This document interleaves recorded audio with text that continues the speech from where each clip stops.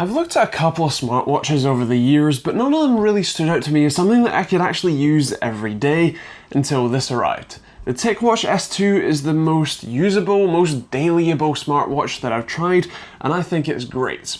Here's why. First, it's a full Android Wear watch. That means that all of the notifications that are on your phone go straight to the watch no matter what app it is. Media controls work flawlessly, and you can even install apps directly to the watch. It is a limited selection, but you can install anything from Spotify to control music on your phone, your desktop, or wherever else, and also even stuff like cool math games. Notifications are super easy to deal with on the watch itself. You do get quick reply options for most of them, which I found to be anywhere from useless to completely comical, but you can actually dictate to the watch, you can speak to it like you would your Google Assistant, and that can actually be quite amusing too. Here's a few examples. I didn't ken, really.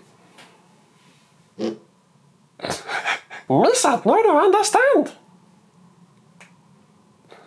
And you can also use the actually equally comical tiny on-screen keyboard if you really need to not touch your phone. Either way, all of those options are great, and you can obviously expand and read the full message no matter what you get. Next, it's got full heart rate monitoring. It's not quite as reliable as the Honor Watch Magic, and generally speaking, even when you do turn on the 24-hour monitoring mode, it tends to only record for a few minutes at a time until you next swipe to read your heart rate. It's not the end of the world, but it could be a little bit more reliable. With that said, it does still have all of your other usual fitness features like GPS built in, as well as also a load of apps and stuff to deal with step counts and also to do full workout sessions. Battery life is probably the only thing that I don't absolutely love about the watch. With the always on screen disabled and heart rate monitoring, at least 24-hour heart rate monitoring off, you get around about 2 days of battery life. Now that isn't bad, but it's not perfect.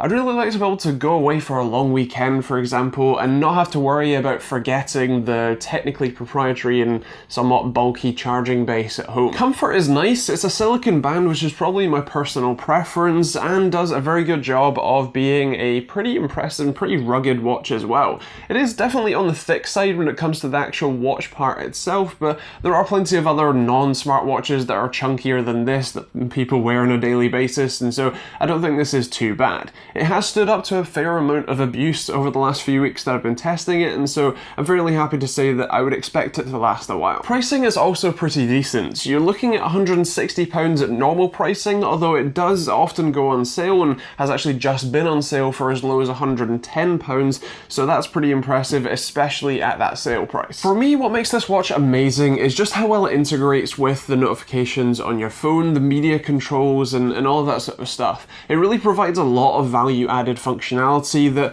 actually make me want to wear this, and I don't normally wear a watch on a daily basis, and I probably still wouldn't, but this makes me want to because of all of the added features. Obviously, you've still got the usual fitness tracking and stuff like that, heart rate monitoring as well, but you then also have the added functionality of media controls, built-in apps, and obviously being able to reply to notifications directly is just fantastic. To answer the usual question of would I put this on my desk, or I suppose more specifically would I put this on my wrist, the short answer here is yes, 100%. Especially at sale pricing, this thing is a steal, and I don't know that I could really recommend any other watch that does everything that this does and at the price that it sells for. With that said, those are my thoughts. I would love to hear yours in the comments down below. Is this a watch that you're planning on picking up, or is it something that you'd be interested in picking up if you were planning to buy a smartwatch? If so, I'd love to know why in those comments as well, or if not, why not as well. And of course, if you want to pick one of these up, then you can take a look at the link in the description down below. That will take you to your local Amazon store where you can see pricing when and where you watch this.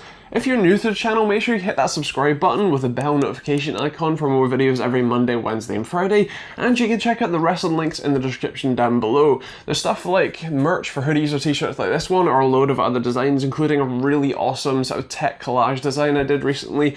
Very happy with that one. You can also check out the Amazon and Overclockers UK affiliate links. They don't cost you anything to use, but massively help me out when you do use them.